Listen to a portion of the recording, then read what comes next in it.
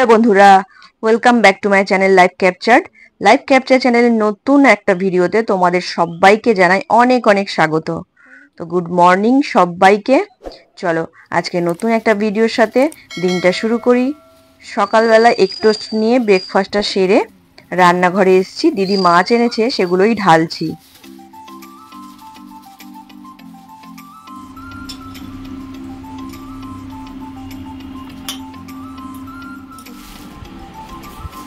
এই দেখো, এবছরের প্রথম হিমসাগর আম। অনেক আগে আম উঠেছে কিন্তু সেগুলো অন্যরকম আম ছিল, কিন্তু হিমসাগর আমটা এবছর প্রথম দেখলাম। এবছর আমের ফলনটাও খুব বেশিই হয়েছে, আগের বছর তো আমে হাত দেওয়াই যায়নি। যাই হোক, আমগুলো প্লাস্টিক থেকে এখন বের করে রাখি। দিদি আর আমি একটু চা নিয়ে বসেছি। সকাল সকাল চাটা খেয়ে যাব মাছ ধুতে। মাছ ধুতে এসে মনে পড়লো কাল রাতে তো ডান হাতের বুড়ো আঙুলটা কেটে গেছিল, আর এখন মাছগুলো ধুতে তাই একটু অসুবিধা হচ্ছে। যতই মাছ বাজার থেকে কেটে দিক না কেন, আঁশ তো থাকেই, আর ভালো করে সেগুলো না ছাড়িয়ে ধুলে ঠিকঠাক ভালো লাগে না। কাল বুঝতে পারিনি কতটা কেটেছে, কিন্তু এখন বুঝছি একটু লাগলেই ব্লাড বেরোচ্ছে, তার মানে ভালোই ডিপ হয়ে কেটেছে। আস্তে আস্তে মাছগুলোকে ধুয়ে রাখি। দিদি আজকে এনেছে বাটা মাছ আর এই রুই চারা। এই রুই চারাটা ধোয়া হয়ে গেছে, এটাকে রেখে দেব। আর এই বাটা মাছটা আজকে করব।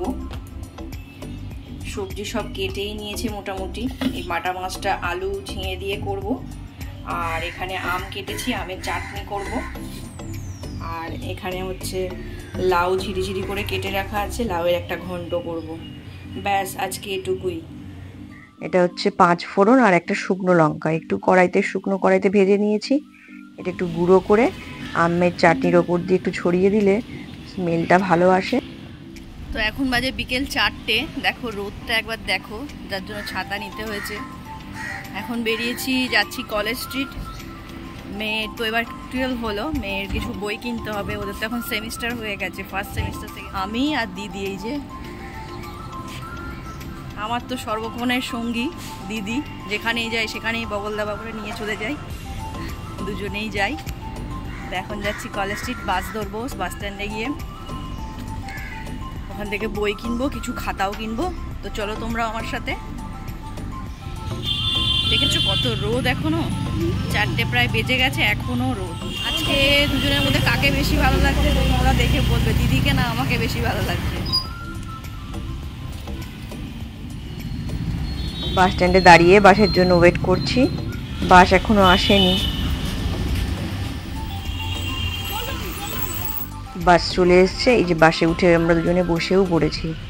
আমি প্রতি বছরই কলেজ স্ট্রিট থেকেই বই খাতাটা কিনি, কিন্তু অসুবিধা যেটা হয় সেটা হচ্ছে এত ভারী হয় ব্যাগগুলো, যখন বাড়ি যাই নিয়ে যেতে একা হাতে খুবই কষ্ট হয়।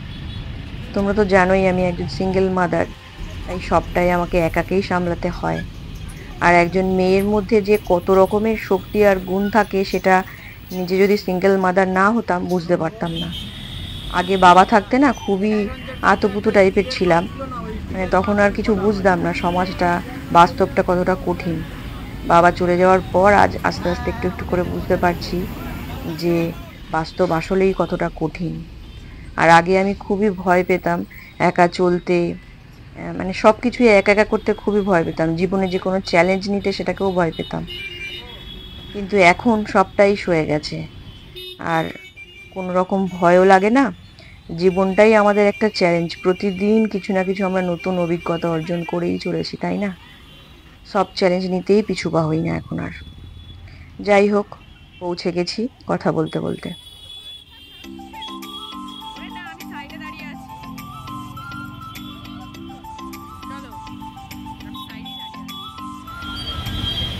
তো আমি চলে এসেছি কলেজ স্ট্রিট।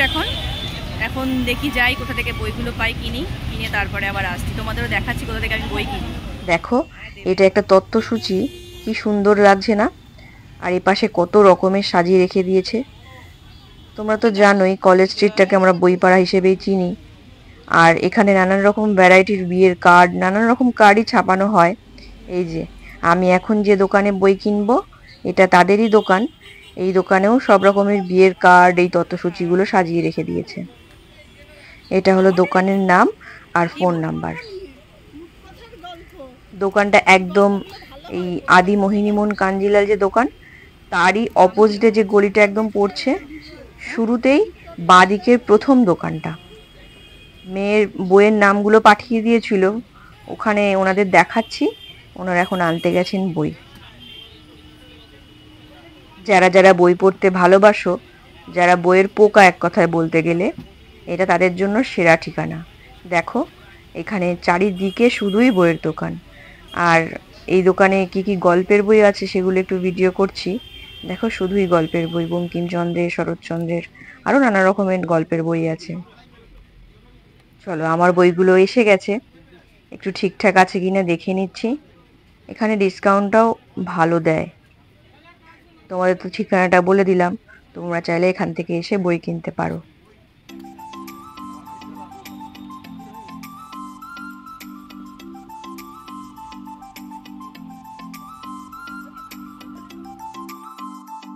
এই যে ডিসকাউন্ট দিয়ে বইগুলোর দাম এখন ফেলছে। দিদি আবার এপাশে একটা গল্পের বইও কিনলো। এই যে এরা দিদির বই দিল। আমারও হয়ে গেছে সব বই নেওয়া এখান থেকে। এবার যাচ্ছি খাতার দোকানে। দুপাশে দেখেছো কত ভ্যারাইটি অফ কার্ডের দোকান। আর এখানে খেলার যেমন ফুটবল, ক্রিকেট, এসবের যেসব জিনিসপত্র লাগে, ব্যাট বলো, বল বলো, জার্সি, যোগা ম্যাট, তারপর ট্রফিগুলো, সব কিছুই এখানে খুবই রিজনেবল প্রাইসে পাওয়া যায়। এখান থেকে সবাই পাইকারিও জিনিস কিনে নিয়ে যায়। এখানে খাতারও অনেক রকমের ভ্যারাইটি পেয়ে যাবে, পাতলা থেকে মোটা, দিস্তা খাতা, বাংলা, অঙ্ক, সব রকম খাতাই। সবটাই কেজি হিসেবে এখানে বিক্রি হয় আর নানান দামে পেয়ে যাবে, তবে খুবই সস্তায়। যে আমি যেখান থেকে খাতা নেব সেখানে চলে এসেছি।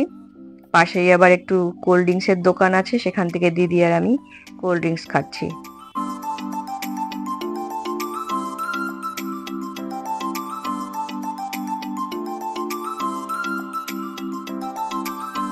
তোমাদের দেখিয়ে দিলাম দোকানটা কোথায় আছে।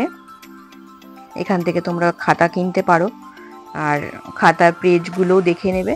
পেজগুলো ভালো খারাপ সব রকম মোটামুটি মিলিয়েই থাকে। আমি প্রায় টোটাল 3 কেজি মতো খাতা নিলাম। এটা সারা বছর হয়েও কিছুটা থেকে যাবে। বাইরে একটা খাতা কিনতে গেলে ভালো পেজের প্রায় 50 থেকে 60 টাকা পড়ে যায় এক একটা পার পিস হিসেবে। আর এখানে আমি টোটাল 8টা খাতা নিলাম, 3 কেজি হয়েছে। একটু মোটা টাইপের নিয়েছি, অঙ্কই পড়লো হচ্ছে 75 টাকা কেজি। এখন যাচ্ছি মেয়ের প্রজেক্টের জন্য কিছু জিনিস কিনতে। দেখো এই ফুটটা ধরে যাচ্ছি, দুপাশেই শুধুই বইয়ের দোকান। এ ডাকছে ও ডাকছে, কিন্তু আমার তো বই নেওয়া হয়ে গেছে। তোমরা যারা কলেজ স্ট্রিট এসছো তারা তো জানোই এখানে একটা ফেমাস জায়গা আছে, যেটা হচ্ছে ইন্ডিয়ান কফি হাউস।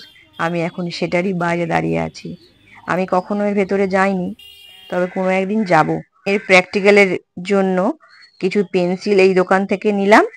এখন যাই। দিদি আবার বলছে কিছু খাবার কিনবে, কোথায় খাবারের দোকান আছে একটু খুঁজে দেখি। খাবারের দোকান খুঁজতে খুঁজতে খাবারের দোকান তো আর পেলাম না সেরকম কিছু। তো ফুচকার দোকান দেখে দিদি এখন দাঁড়িয়েছে, এখান থেকে দিদি ফুচকা খাবে। কলকাতায় দেয় 10 টাকায় 4টে ফুচকা, আর আমাদের ওখানে দেয় 10 টাকায় এখনো পর্যন্ত 7টা। তো আমার একটু গায়েই লাগে কলকাতার দিকে এসে ফুচকা খেতে।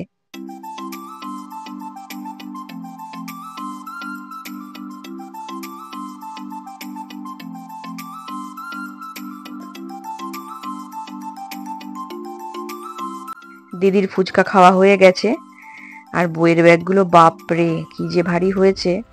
যাই হোক, গাড়িতে উঠে পড়েছি, এখন ধরেছি বাড়ির পথ।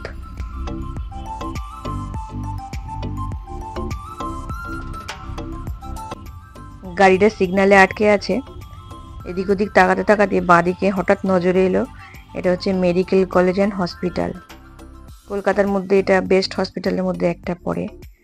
যাই হোক, এটা দেখে তো পুরনো অনেক স্মৃতি মনে পড়লো। বাবাকে নিয়ে এখানে অনেকগুলো দিন কাটিয়েছি, আসা যাওয়া করেছি। থাক, এগুলো না হয় অন্য কোনো একদিন তোমাদের সাথে ভাগ করে নেব। কলেজ স্ট্রিট থেকে তো অনেকক্ষণ আগেই চলে এসেছি, আস্তে আস্তে প্রায় সন্ধে হয়ে গেছিল। সেই একটা কাণ্ড ঘটলো। কি কাণ্ড দাঁড়ানো তোমাদের দেখাচ্ছি। এই যে এই ডান হাতের এই আঙুলটায় একদম গেল কেটে, কাজ করতে খুব অসুবিধা হচ্ছে। কালকে আবার শুক্রবার, সব ধোয়া মাজা আছে, সেগুলো যা হোক করে বাহাতে করলাম, আর কিছুটা দিদি করছে। আর রাত্রেবেলা ডিনারে আজকে রুটি আর এই ভেন্ডি ভাজা হয়েছে। আর আজকে যা গরম পড়েছে, বাড়িতে ফোন করেছিলাম, শুনলাম ওখানে বৃষ্টি হচ্ছে। এখানে কখন বৃষ্টি হবে তার নেই ঠিক, মেঘ তো পড়ে আছে কিন্তু কখন বৃষ্টি হয় ঠিক আছে। এই হাত দিয়ে খেতেও অসুবিধা হচ্ছে, কী করে খাবো বুঝতে পারছি না, যা হোক করে খেতে হবে। রুটি ছিঁড়তেও অসুবিধা হচ্ছে আমাদের দিয়ে।